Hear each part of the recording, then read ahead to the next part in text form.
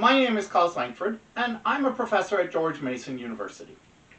Sometimes violence is the best solution and can in fact be the optimal way to resolve conflict. That is the main argument of a paper I recently published with my co-author Kaitlyn in the International Journal of Conflict Management. We may all dislike violence, but the reality is that it can sometimes be the best solution to a conflict. Now, the topic of conflict and violence is a very relevant one these days. War and the threat of war is constantly in the news.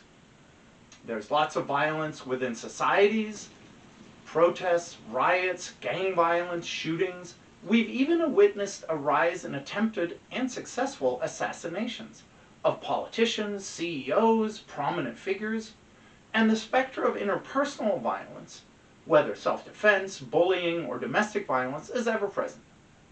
These days, there seems to be more concern than ever from the average citizen that conflict and violence might affect them in their daily lives.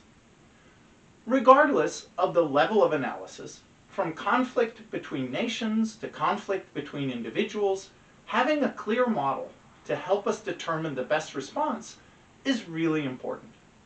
The conflict management literature does not currently have such a model, and certainly not one that considers violence as an option.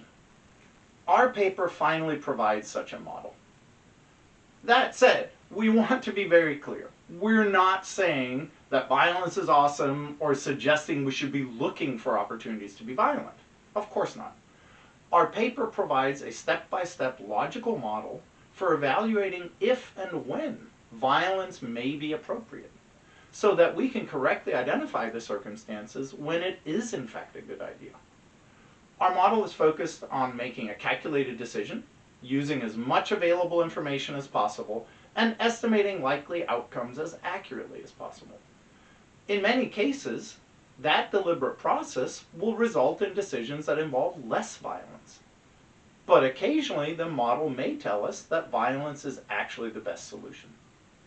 So whether we're attempting to understand how Vladimir Putin used bad information and inaccurate assumptions in deciding to invade Ukraine, or it's a 13-year-old in middle school trying to decide how to respond to bullying, our model provides a consistent framework that can be applied to any conflict.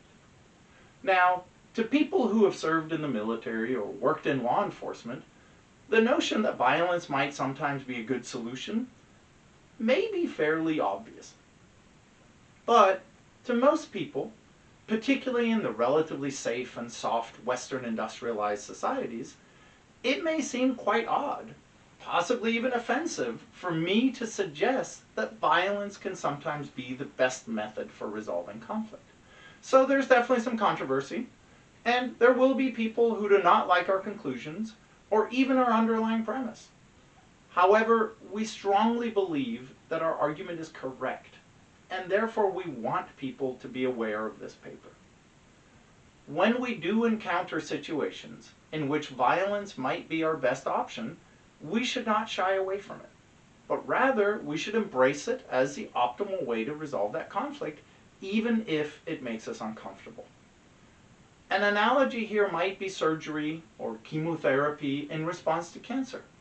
Nobody wants surgery. Nobody wants to take chemotherapy drugs. But if those are the best solutions, then we should not refuse to consider them just because they're unpleasant. That is essentially our point. Thank you for listening. The paper is available online, and the print issue should be out in early 2026. We hope you take the time to read it, we hope you find it interesting, and hopefully recommend it to your friends and colleagues. Thank you very much.